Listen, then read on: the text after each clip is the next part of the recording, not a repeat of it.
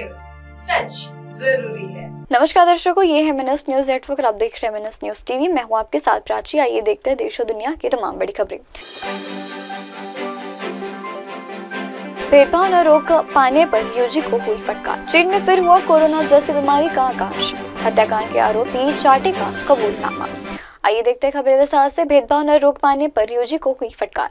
नई दिल्ली में supreme court ने शुक्रवार को कहा है कि वह देश की शैक्षणिक संस्थाओं में जागतिक भेदभाव से निपटाकरण के प्रभावी तंत्र तैयार करेंगे। रोहित के चलते रोहित वेणुगोपाल और डॉक्टर पायला तुड़वनी आत्महत्या मामले में पहली सुनवाई करते हुए शीर्षक कोर्ट के शिक्षक संस्था में जागतिक भेदभाव के संवेदनशील मुद्दों का करारा जवाब देंगे।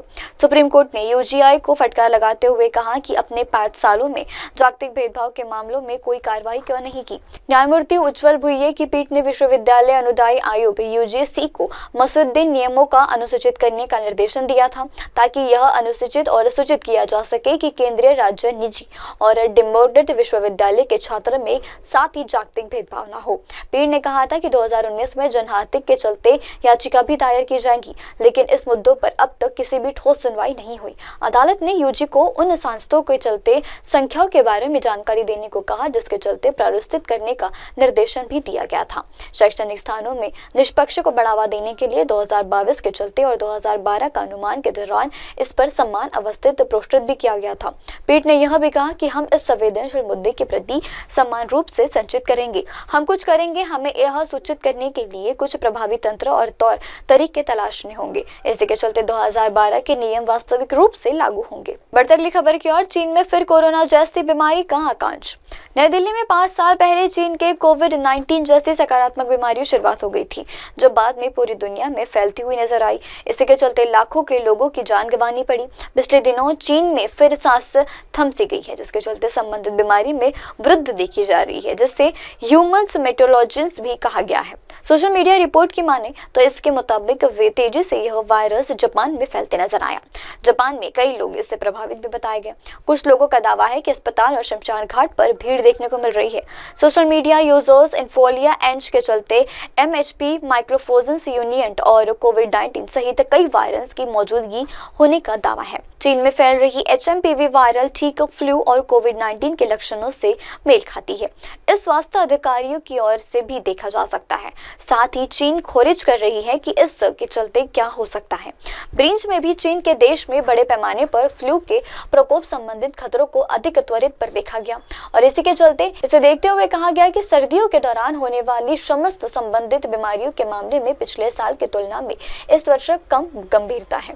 चीनी विदेश मंत्रालय ने दावा किया है कि विदेशी के लिए चीन की यात्रा करना सुरक्षित नहीं है और इसी के चलते कड़ी निगरानी भी रखी जा रही है।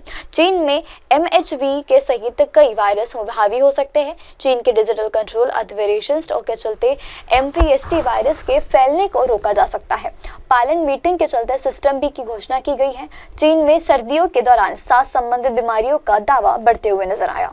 बढ़ती अगली खबर की ओर। हत्याकांड के आरोपी चाटे का कबूलनामा। बीड़ में महाजोशी के सरपंच संतोष देशमुख के अपहरण हत्याकांड के मुख्य आरोपी वाल्मीकि कराड़ की मुश्किलें बढ़ती नजर आई। CID की अदालत में पेश पारंपरिक जांच में रिपोर्ट में कहा गया कि कराड़े ने ही पवन चक्की कंपनी से फिरौती मांगी थी। माना जाता है कि फिरौती के विरोध के कारण ही सरपंच संतोष देशमुख की हत्या की गई।